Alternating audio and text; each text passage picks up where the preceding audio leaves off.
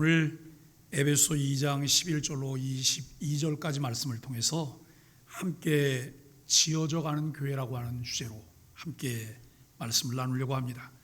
우리 소망의 교회가 35주년을 맞이했습니다. 오늘 우리는 에베소서를 계속 묵상하며 우리에게 들려주려는 이야기에 귀를 기울이고 있습니다. 에베소서 첫 시간 서론을 나눌 때에 이런 이야기를 나눴어요. 오늘 에베소서를 시작하고 벌써 20주일째 에베소서를 말씀을 나누고 있는 건데요. 첫 주에 우리는 이런 이야기를 나눴어요.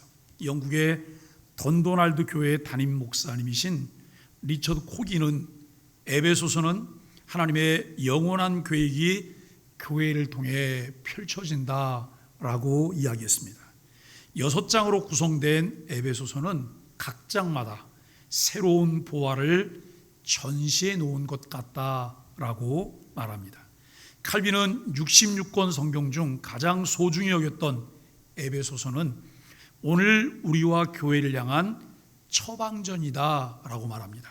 현재 우리의 상태를 가장 잘 진단하고 그에 따른 처방전을 줄 수 있는 책이 에베소서라고 하는 말씀이죠.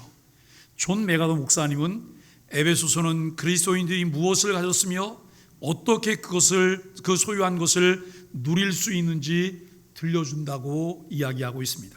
그렇습니다. 에베소서는 우리의 정체성을 가르쳐주고 있습니다.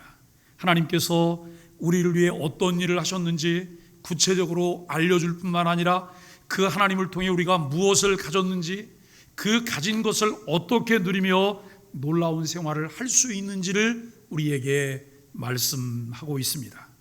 존 스토트 목사님은 에베소서를 통해 교회의 중추적 중요성이라고 하는 관점을 조명하고 있습니다. 개인의 구원이 매우 중요하지만 그것에 머물지 않고 구원받은 공동체에게 주어진 은혜와 역할에 주목합니다. 에베소서를 주의 깊게 읽고 말씀을 묵상하면 개인화된 복음에 머물지 않습니다. 공동체로 나아가게 된다라고 이야기를 하고 있습니다. 왜냐하면 에베소서는 교회의 복음이라 이렇게 말하기도 합니다. 교회에 다니는 사람에 머물지 않고 그 복음을 들은 사람들이 교회가 되게 한다고 말합니다. 그것이 예수 그리스도를 통해 새로운 사회를 창조하시려는 하나님의 영원하신 목적이라고 말씀하고 있습니다. 지금까지 우리가 묵상한 에베소서를 통해 주시는 은혜 중 적어도 두 가지를 말할 수 있습니다. 하나는 개인주의에 매몰되지 않는다는 거예요. 근데 여러분, 우리가 살고 있는 이 시대, 앞으로는 점점 더 그게 극심해질 거예요. 개인화된 세상이에요. 개인주의적인 세상이에요. 개인 중심적인 세상으로 살아가요. 그런데 성경은 우리에게 개인주의에 매몰되지 말라고 말해요. 개인화되는 것이 이 세상의 세태라고 한다면 개인화되지 아니하고 공동체화 되려고 하는 노력들은 그 급류를 역류해가는 그런 자세라고 하는 것을 우리가 생각을 하게 됩니다. 우리가 여러분 개인주의에 매몰되지 않고 공동체로 모이게 하는데 다른 하나는 선한 일을 위해 지음받아 은혜가 우리 가운데 작용할 때 선한 일을 하는 것, 헌신하는 삶을 사는 것은 매우 자연스러운 것이다 라고 하는 거예요. 우리가 여러분 컴퓨터를 보면 컴퓨터는 입력된 대로 되는 거예요. 기계는 기계예요. 입력된 값에 의해서 그것을 읽어내는 거예요. 조금만 좀 변칙적인 것이 나오면 읽지를 못해요. 우리들이 어떻게 만들어졌을까? 하나님께서 천지만물을 창조하실 때 아담을 지을 때에도 범죄하고 타락한 이후에 예수 그리스도를 통해서 재창조하신 이후에도 하나님께서 우리를 지으신 목적이 에베소 2장 10절에 말씀되어 있잖아요. 선한 일을 위해서 지으심을 받았다. 그러니까 우리는 눈만 뜨면 선한 생각을 하게 되는 거고 또 여러분 움직이기만 하면 선한 행동을 하게 되는 거예요. 내가 무엇을 하게 되면 선한 일을 어떻게 개인적이 아니라 공동체가 함께 그것을 할 수 있을까? 이것을 궁리하고 또 여러분 이 일을 함께 모색하면서 협력하는 것, 이것이 우리들의 정체성이라고 말할 수 있다는 것이죠. 오늘 에베소서 2장 마지막까지 본문을 읽었는데 20주에 걸쳐서 1장과 2장의 말씀을 나누고 있는데 앞에서 여러 신앙의 선배들이 이야기하듯이 에베소서는 분명 교회에 대한 이야기입니다. 사도 바울도 교회에 대한 하나님의 디자인을 계속 정리하면서 제시하고 있습니다. 에베소서가 말하려고 하는 가장 중요한 주제가 교회이며 교회로 살아가는 것이죠. 그런데 지금까지 1장, 2장에서 교회라고 하는 단어는 1장 22절에서 단 한 차례만 언급되고 있어요. 바울이 말하고 있는 것은 분명 교회입니다. 그 교회를 완벽하게 표현하고 싶어서 여러 가지를 언급하고 있습니다. 1장은 하나님이 그리스도 안에서 택하신 은혜로 시작해서 교회는 그의 예수 그리스도의 몸이며 만물 위에 교회의 머리로 세우신 그리스도의 승기로 종결 짓는 구원 계획을 하나님의 관점에서 제시했어요. 여기 여러분 승기라고 하는 말이 무슨 말인지 이해가 되세요? 우리는 승기라고 하는 말을 사용할 때 세트를 사용하는 말이 있어요. 첫째는 비하예요. 두 번째는 승기예요. 예수 그리스도의 낮아지심, 십자가의 죽으심, 예수 그리스도의 지옥 강화, 이것을 우리는 비하라고 말을 해요. 예수 그리스도의 십자가에 죽었다가 3일 만에 부활하심, 그리고 그분이 승천하심, 그리고 하나님 나라 보좌에 앉게 됨, 이것을 우리는 높아지심, 승기라고 말을 해요. 그런데 이 그리스도의 승기로 종결짓는 구원 계획을 하나님의 관점에서 제시하고 있다는 것이죠. 2장은 영적으로 죽은 상태에서 어떻게 영적으로 살아있는 상태로 옮겨졌는가를 사람의 관점에서 제시했으나 그것도 역시 교회로 기결돼요. 1장은 하나님의 관점에서, 2장은 사람의 관점에서, 즉 우리가 그리스도 안에서 살게 되었을 뿐만 아니라 하나님께서 이미 구속하시고 거듭나게 한 사람들과 더불어 교제를 나눌 수 있게 되었다고 말씀합니다. 2장 마지막 절이 말하려는 것이 바로 이것입니다. 바울은 교회라는 말을 사용하지는 않으나 19절로 22절까지 이 네 구절 속의 교회는 어떤 모습이며 어떻게 기능해야 하는가를 보여주는 세 가지 성경적인 그림을 숨겨 놓았습니다. 여러분 19절로 22절까지를 보면서 우리가 해내야 되는 게 뭐냐면 숨은 그림 찾기예요. 이 네 구절을 통해서 어떤 그림들을 숨겨두고 그것을 우리에게 보게 할까, 어떻게 퍼즐 맞추기를 하게 할까라고 하는 이런 부분이에요. 첫째 그림은 교회를 도시 국가나 혹은 나라로 그려놓았다는 거예요. 바울은 19절에서 이것을 언급하면서 이렇게 말을 해요. 그러므로 이제부터 너희는 외인도 아니요 나그네도 아니요 오직 성도들과 동일한 시민이요 라고 말을 해요. 우리가 여러분 지난주에 말씀을 나눴던 그때와 이제의 차이를 생각하시게 됩니까?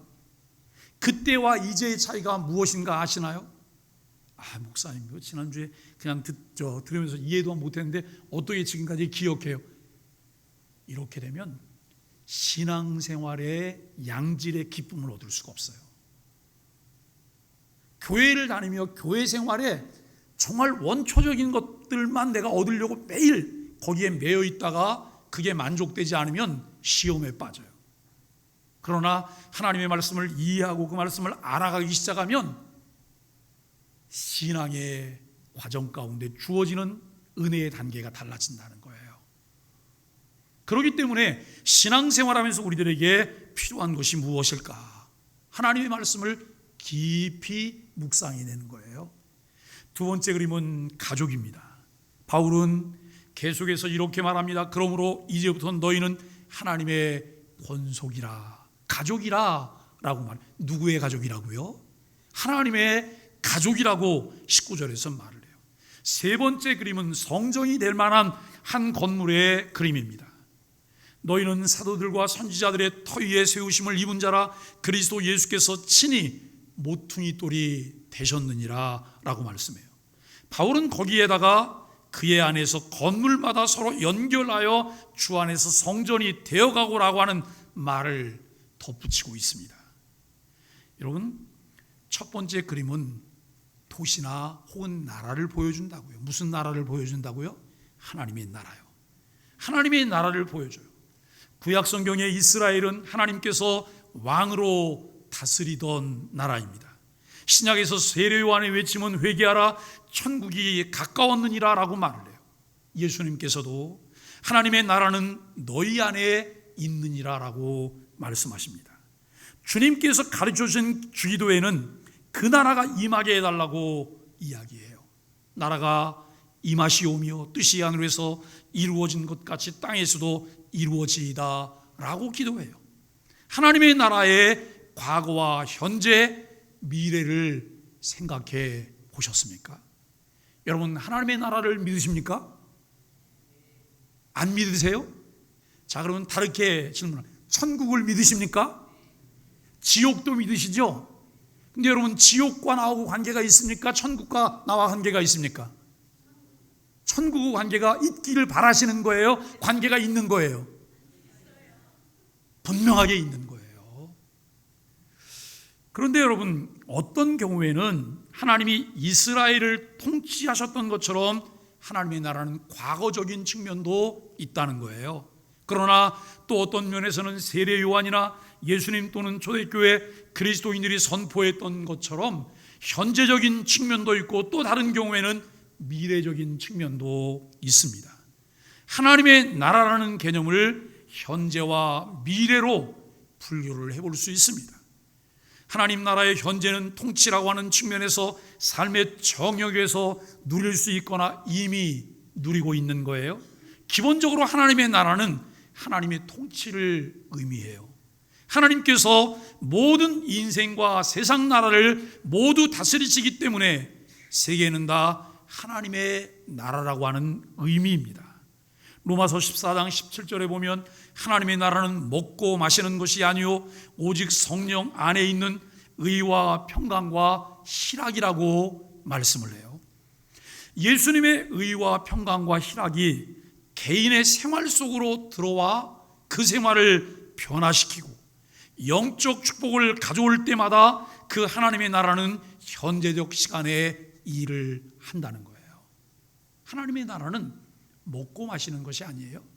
하나님의 나라는 먹고 마시는 것이 아니라 오직 성령 안에 있는 의와 평강과 희락이라는 거예요. 그런데 이 예수님의 의와 평강과 희락이 내 개인 생활 속으로 들어오는 거예요. 내 안에 내주에 계신 성령님에 의해서 예수 그리스도의 다스리심이 내 안에 이루어지는 거예요. 그 다스리심이 이루어질 때 그것을 통해서 생활에 변화가 일어나요. 영적 축복을, 이 축복을 가져올 때마다 하나님의 나라는 현재적으로 일한다는 거예요. 바울은 전에는 우리가 나라 밖에 있던 자였고 외인이었는데 예수 그리스도를 통해서 하나님 나라 백성이 되었다고 말을 해요. 부자와 가난한 자, 자유인과 노예, 남자와 여자, 유대인과 이방인들이 서로 대립합니다. 그런 상황에서 바울은 사람 사이의 대립적인 경계를 초월하는 하나님께서 친히 창조하신 새 사람을 보았습니다. 이 나라는 어느 누구도 침범하거나 무너뜨릴 수 없는 나라예요. 하나님의 나라가 어디에 있어요? 하나님의 나라가 어디에 있죠? 어디에 있다고요? 내 안에 있다고요. 내 안에 하나님의 나라가 있다고 말할 수 있는 이유는 예수님의 통치가 내 안에 이루어지고 있는 거예요. 그분의 통치를 내가 받게 되고 그분을 통해서 우리에게 주시는 의와 희락과 평강이라고 하는 그 은혜가 넘치게 되는 거예요. 그런데 이것을 어느 누구도 우리에게서 빼앗을 수가 없어요. 이 나라는 누룩이나 겨자씨처럼 성장하고 모든 세속 나라에 파고들어 모든 사람을 이끌어내야 할 사명을 가진 하나님의 나라라고 하는 것입니다. 여러분, 그리고 두 번째 그림에서 교회를 무엇으로 그리고 있다고요? 가족이요. 그리스도 안에 있는 하나님의 자녀로서 가족으로 교회를 그리고 있어요. 여러분, 이 그림을 19절 하반부에서 소개하고 있습니다. 그러므로 이제부터 너희가 하나님의 권속이라 그래요. 하나님의 가족이라. 바울이 사용하고 있는 이 권속이라고 하는 뜻하는 헬라어는 오이코스예요. 오이코스. 가족과 함께 살고 있는 친구를 비롯해서 종이나 고용된 일꾼들까지 포함하는 확대 가족을 가리킨다라고 하는 거예요. 우리가 여러분 하나님의 나라로서 교회, 가족으로서 교회예요. 그런데 가족으로서 교회를 말할 때 이 오이코스라고 하는 의미는 나와 내 안에 식구된 자만 말하는 게 아니에요. 나와 피를 나눈 사람만 말하는 게 아니에요. 우리 집에서 함께 밥을 먹는 모든 사람들이 가족인 거예요. 그들이 종이든 그들이 이웃이든 아무 상관없이 그들 모두가 우리 가족이라는 거예요. 이것이 여러분 교회라고 하는 의미인 것을 우리가 생각을 해보게 됩니다. 허물과 죄로 죽은 우리를 그리스도와 함께 살리셨다고 하는 관점에서 볼 때 단순히 동거하는 식구가 아니라 피를 나는 하나님의 친자식으로 생각한다고 하는 말과 같은 거예요. 어떻게 우리가 그리스도가 우리와 가족이에요? 하나님과 어떻게 우리가 가족이 되었어요? 하나님께서 우리를 가족 삼으시려고 하나님 뭘 하셨어요? 예수 그리스도로 하여금 십자가에 피 흘려 죽게 하셨어요. 그리스도의 피로, 그리스도의 생명으로 우리를 가족으로 사셨다고 하는 것을 생각해 봅니다. 그가 이 이미지를 소개하는 이유는 너무나도 확실합니다. 하나님 나라의 시민은 강력한 혜택을 누리는 놀라운 특권이 있지만 아직도 거리감이 있고 격식을 차려야 하는 것이지만 가족의 유대 관계는 보다 더 친밀하고 그 결속력은 보다 더 단단한 것임을 우리에게 보여주고 있어요. 하나님 나라로서의 교회, 또 가족으로서 교회, 나라와 가족이 우리에게 주는 의미와 느낌은 훨씬 더 다른 것이라고 하는 것입니다. 한 가족의 구성원이 되기 위하여 우리는 그 가족으로 태어나거나 혹은 입양되어야 합니다. 흥미롭게도 성경은 그리스도인이 되는 의미를 설명하기 위하여 이 두 개념을 모두 사용하고 있는데 주로 거듭남이라고 말을 해요. 예수님께서 나이를 먹은 니고데모를 가르치실 때 이렇게 말씀하셨습니다. 내가 내게 거듭나야 하겠다는 말을 놀랍게 여기지 말라라고 말씀해요. 혹시 여러분 졸리세요? 잠이 살살 오는 분 안 계시죠? 다 눈을 뜨고 계세요. 저는 주일이 되면 이 컨디션 조절을 하느라고 때로는 그게 뭐지요? 이 물약, 감기 물약, 그걸 이제 마시는데 그걸 마시면 콧물도 또 재채기도 그리고 목을 통해서 이렇게 나타나는 것도 잘 안 나타나요. 그런데 그런 약들을 먹고 나면 반드시 동반되는 게 있어요. 그게 뭐예요? 졸음이에요. 설교하다 졸까봐 그래서 늘 신경 써요. 설교하다 졸면 어떡하나. 오늘은 강단에 올라와서 제가 좀 당황했는데요. 이게 제가 늘 사용하는 리모컨이 없어진, 그래서 제 아내에게 빨리 목양실에 있는 또 다른 리모컨을 좀 가져오기 위해서 가져왔는데 오늘 이게 호환이 안 되는 거예요. 근데 우리 강도사님이 또 순발력 있게 다른 거로 바꿔서 지금 제게 줬는데 이게 제가 늘 손에 익숙한 게 아니어서 꼭 누르다가 또 한번 쳐다보고 또 한번 쳐다보다 이렇게 지금 하고 있는데요. 제가 왜 지금 이 말씀을 드렸냐면 졸지 마시라는 거예요. 왜냐하면 여기에서 생명이 나는 거예요. 여기에서 말씀을 우리가 잘 들으셔야 돼요. 목사님 졸립게 얘기하잖아요. 졸립게 얘기할까요? 우리가 하나님의 말씀을 좀 더 사모하고 간절한 배고픔 속에서 말씀을 들을 수 있게 되기를 간절히 바랍니다. 베드로는 그가 쓴 첫 번째 편지에서 이렇게 말을 해요. 너희가 거듭난 것은 썩어질 씨로 된 것이 아니오 썩지 아니할 씨로 된 것이니 살아있고 항상 있는 하나님의 말씀으로 되었느니라 라고 말을 해요. 아기의 생명은 부모에게서부터 왔어요. 부모의 생명과 같은 것이고 부모의 특징은 유전적인 과정을 통해서 자녀에게 전달이 돼요. 이것이 바로 교회 안에 거룩성이 존재하는 이유예요. 하나님께서는 거룩하십니다. 그러므로 하나님의 자녀도 마땅히 거룩하게 성장해야 합니다. 만일 그렇지 않으면 그들은 진정 하나님의 자녀가 아니라는 것이죠.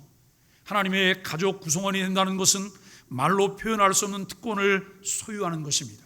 예수 그리스도를 머리로 하는 그의 몸의 지체로 한 몸이 되는 것이고, 교회 안에 함께 기도하고 함께 교제를 나누며 그리고 서로 돌아보는 관계를 갖게 된다는 것입니다.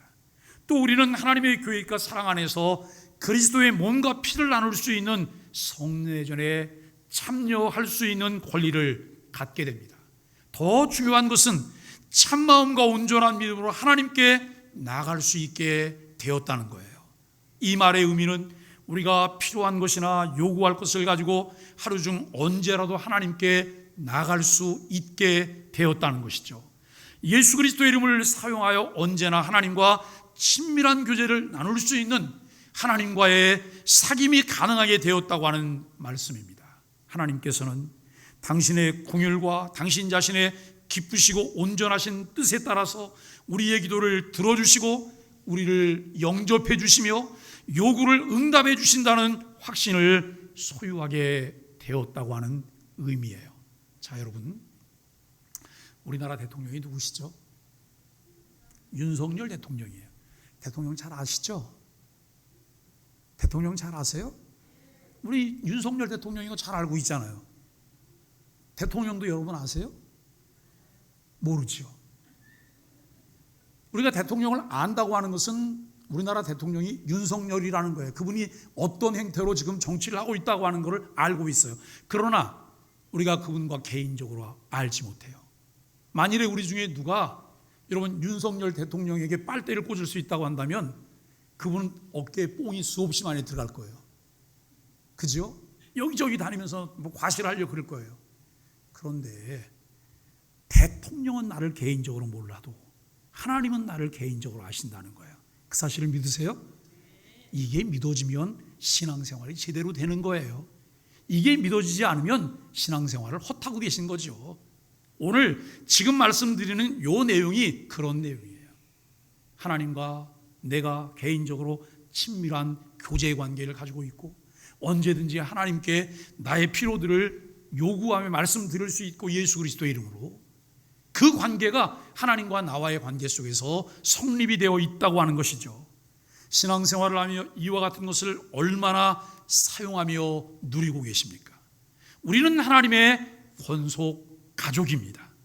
교회는 하나님의 나라이며 하나님의 자녀들로 구성된 가족입니다. 여러분, 이 구절에서 가장 큰 그림은 성전입니다.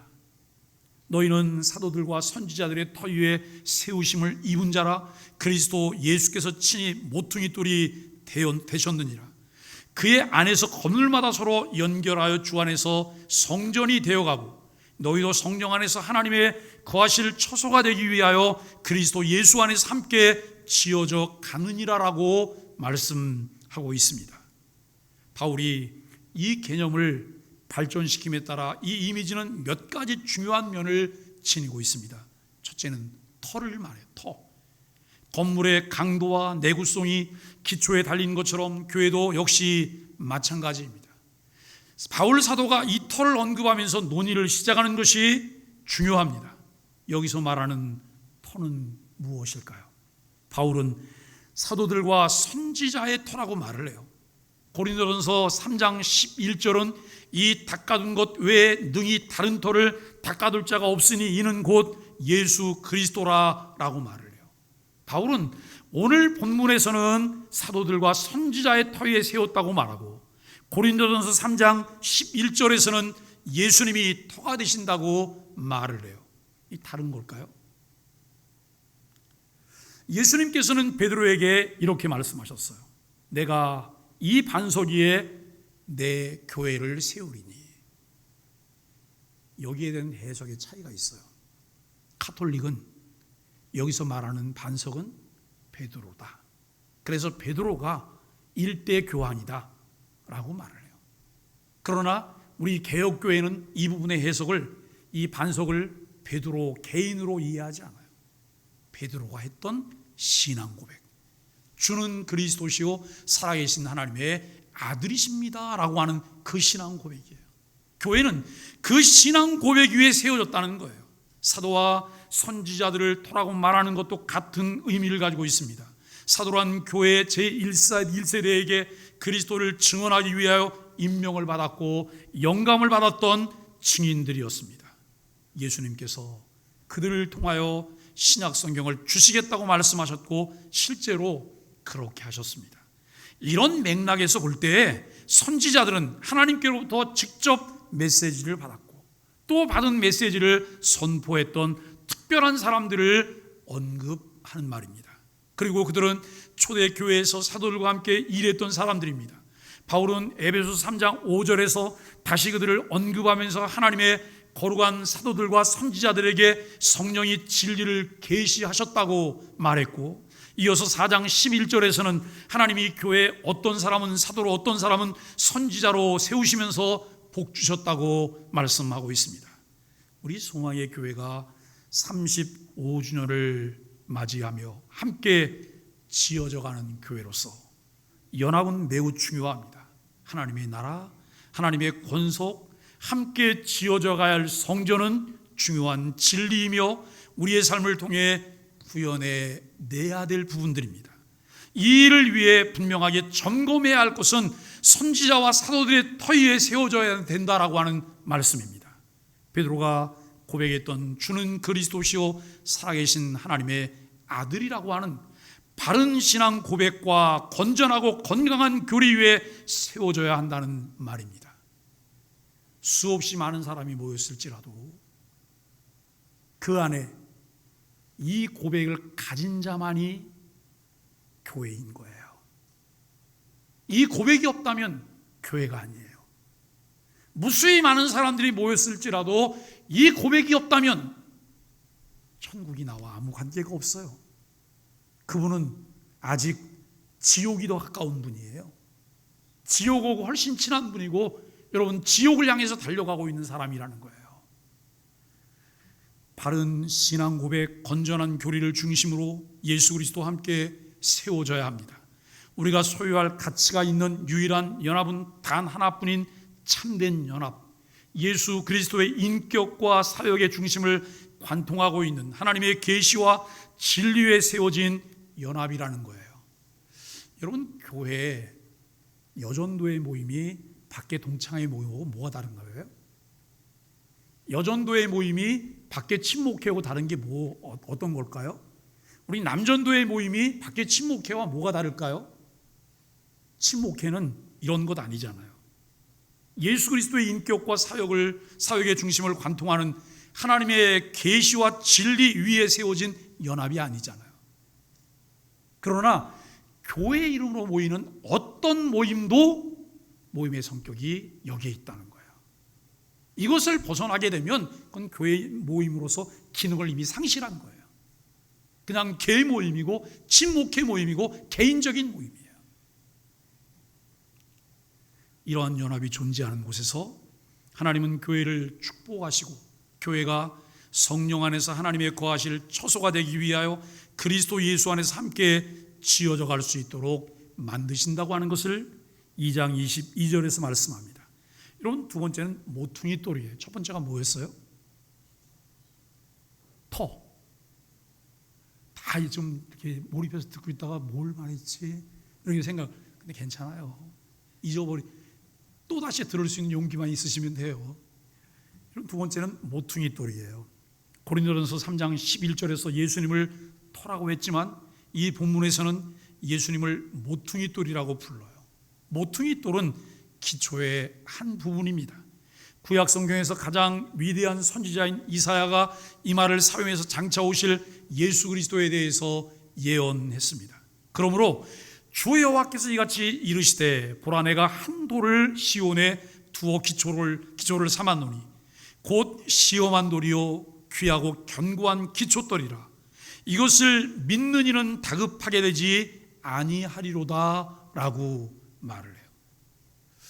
내가 예수 그리스도를 믿는 게 지금 확실하지 않은데 예고를 하는 거예요. 앞으로 30분 후에 예수님 재림하신다고. 그때 우리는 알잖아요. 내가 교회를 다니는데 예수님을 믿고 있는지 믿지 않는지 우리는 잘 알고 있잖아요. 내가 예수님을 믿지 않아요. 그럼 그때 마음이 어떻게 돼요? 다급해지는 거예요. 예? 그러면서 뭐라고 말하면, 주님 잠깐만요,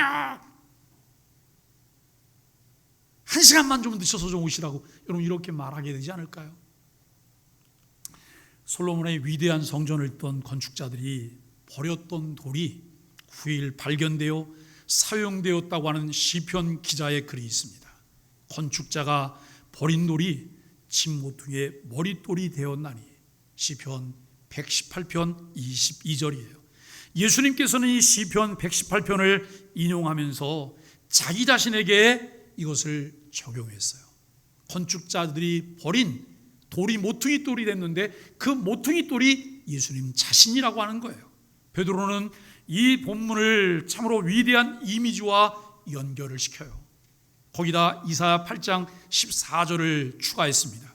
성경에 기록되었을 때 보라 내가 택한 보배로운 모퉁이 돌을 시온에 두니 그를 믿는 자는 부끄러움을 당하지 아니하리라 하였으니, 그러므로 너희는 믿는 너희에게는 보배이나 믿지 아니하는 자들에게는 건축자들이 버린 그들이 이 모퉁이의 머릿돌이 되고 또한 부딪히는 돌과 걸려 넘어지게 하는 바위가 되었다 하였느니라 라고 말씀해요.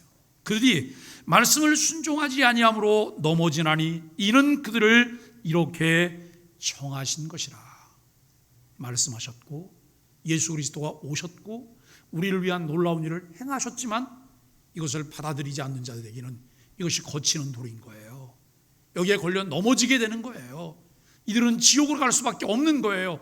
그러나 이것을 믿고 받아들인 자들에게는 하나님의 놀라운 은혜가 있어요. 예수님 재림하신다고 할 때 그들의 마음이 급해지지 않아요. 왜요? 준비가 끝났기 때문에. 어서 오시옵소서. 아멘.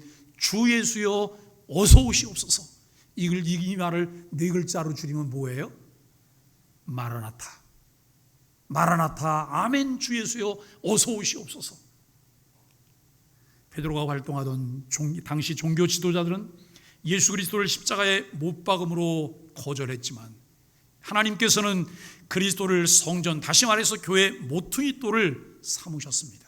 이것이 여호와께서 행하신 일들입니다. 각 개인은 그리스도와 연합함으로써 구원받지만 어떤 이들은 그분에게 부딪혀 부서지게 될 것이 틀림없음을 말씀하고 있습니다. 세 번째는 산돌입니다. 우리가 공부하고 있는 오늘 본문에서 바울은 특별히 돌에 대해서는 언급하고 있지 않아요. 그러나 너희도 성령 안에서 하나님의 거하실 처소가 되기 위하여 그리스도 예수 안에서 함께 지어져 가느니라고 할 때에 돌을 생각했다고 말할 수 있어요. 건축자 하나님이 일꾼들을 사용해서 교회를 건축할 때 신자들을 그리스도와 함께 시멘트를 발라서 굳혀 놓았습니다. 베드로는 앞에서 인용했던 것처럼 너희는 산돌같이 신령한 집으로 세워지고 예수 그리스도로 말미암아 하나님이 기쁘게 받으실 신령한 제사를 드릴 거룩한 제사장이 될지니라고 말했습니다. 열왕기상 6장 7절은 이 성전은 건축할 때 돌을 그 뜨는 곳에서 다듬고 가져다가 건축하였으므로 건축하는 동안에 성전 속에서는 방망이나 도끼나 모든 철 연장 소리가 들리지 아니하였다라고 말을 해요. 성전 건축을 하면서 성전 건축에 망치질 소리도 안 들리겠다는 거예요. 모든 것들을 밖에서 다 준비해 갖고 거기에 맞게 가지고 와서 그것을 차례대로 놓는 일들만 했던 거예요. 성전 건축은 침묵 속에서 진행되었고 그 작업은 거룩하게 이루어졌습니다. 정적 속에서 고요하게 돌이 운반되고 덧놓이고 건물을 세웠습니다. 예수 그리스도가 성전입니다. 구원받은 우리들은 예수 그리스도와 연합하여 지어져가는 교회입니다. 지금도 하나님께서는 영생 주시기로 작정된 자를 부르시고 그들의 거룩한 성전으로 다듬어 가십니다. 성령 하나님께서 새 생명을 창조하시고 그분이 지금 건축 중인 성전에 각 개인을 덧붙이실 때 우리는 인간의 내면에 있는 마음과 생각에서 무엇이 진행되든지 들을 길이 없습니다. 그러나 하나님께서 지금도 일하십니다. 사도시대에 하나님께서는 유대인 신자로 구성된 성전에 이방인들을 추가하셨습니다. 그분은 누가와 누디아와 베베, 필레몬과 오네시모를, 그리고 에베소와 그리스와 로마에 있는 신자들을 추가하셨습니다. 그 후에 초대교회 교부라고 부르는 사람들을 추가하셨습니다. 그 다음으로는 후기 교부들과 그들이 목회하던 당시 교인들을 추가하셨습니다. 종교 개혁기에는 마르틴 루터와 존 칼빈, 쭈빙글리와 존 낙스, 클랜모와 그 외 여러 사람들을 추가하셨습니다. 그리고 오늘 현대교회에서는 우리 소망의 교회를 추가하셨고 우리 소망의 교회 성도들을 추가하셨습니다. 하나님은 아직도 당신의 성전의 신자들을 추가하고 계십니다. 사랑하는 소망의 가족 여러분, 교회는 죄악으로부터 불러냄을 받은 자들로 그리스도인들이 모이는 공동체입니다. 교회는 그들을 불러내 하나님의 말씀을 가르쳐 예배하며 봉사와 섬김의 삶을 살게 하고 예수 그리스도를 전하며 선교하게 합니다. 그리고 교회는 성도의 교제가 있는 곳입니다. 하나님의 공동체를 누리며 하나님의 나라를 누리는 곳이 교회입니다. 예수 그리스도를 통해 구원받았으나 아직 죄의 오염으로부터 벗어나지 못하여 죄의 영향 아래서 악취를 풍기기도 합니다. 구원받은 하나님의 사람들이 되었기에 22절이 말씀하는 대로 너희도 성령 안에서 하나님이 거하실 처소가 되기 위하여 그리스도 예수 안에서 함께 지어져 가느니라 라고 말씀합니다. 우리는 하나님이 거하실 처소가 되어야 합니다. 그 일을 위해 함께 지어져 가야 합니다. 구원은 철저히 그리스도 예수와 1:1 관계에서 얻게 됩니다. 그런데 신앙생활은 1:1로 하지 않아요. 구원은 예수 그리스도와 1:1 관계 속에서 얻었어요. 신앙생활은 1:1로 하지 않아요. 교회라고 하는 이름으로 공동체가 함께 모여서 신앙생활을 해요. 마치 바닷가의 자갈처럼 오랜 세월 함께 구르고 부딪히며 다듬어져서 몽돌이 되듯이 함께 다듬어져 가는 것이 성도의 교제입니다. 제가 저 전라도 지방을 여행하다 보면 몽돌들이 구르는 해변가가 몇 군데 있어요. 녹음도 하고 그리고 영상으로 찍기도 하고 그리고 사진도 찍어요. 그런데 파도에 밀려서 돌이 쭉 올라왔다가 흘러내려갈 때 그 소리가 얼마나 이쁜지 몰라요. 여러분, 수십 년, 수백 년, 수천 년을 그곳에서 같은 작용을 계속했던 거예요. 아마 처음에는 돌 모양이 달랐겠죠. 뾰족뾰족하고 이 모가 나기도 하고. 그런데 계속 구르다 보니까 모가 나면 자기만 힘든 거예요. 그래서 같이 깎여요. 같이 다듬어져요. 그래서 이제는 같이 올라갔다가 같이 내려왔다가 함께 하게 되는 거예요. 이런 교회가 이런 곳이에요.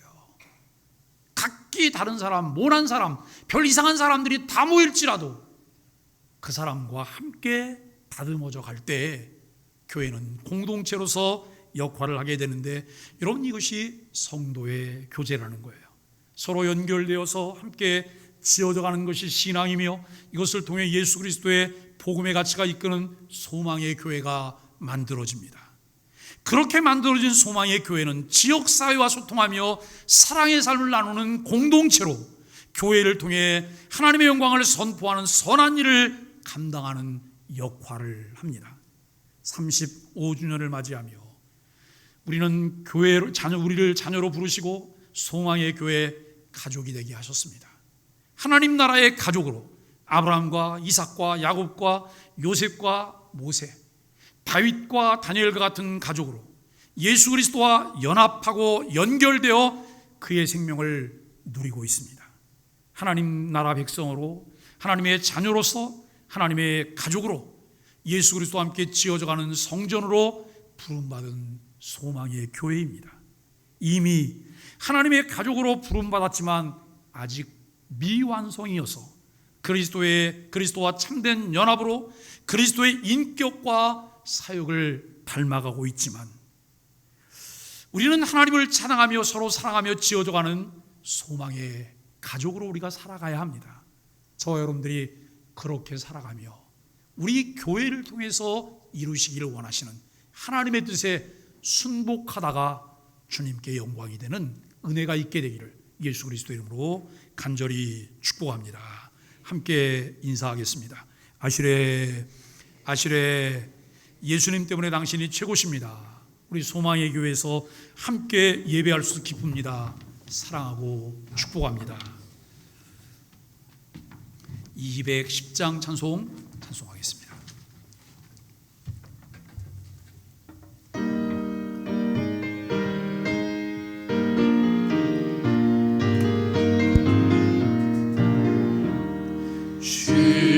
시온성과 같은 교회 그의 영광 한없다. 허락하신 말씀대로 주가 친히 세웠다. 반석 위에 세운 교회 흔들자 안 누구랴. 모든 원수 에워싸고 아무 근심 없도다. 생명샘이 솟아나와 모든 속도 마시니 언제든지 흘러넘쳐 부족함이 없도다.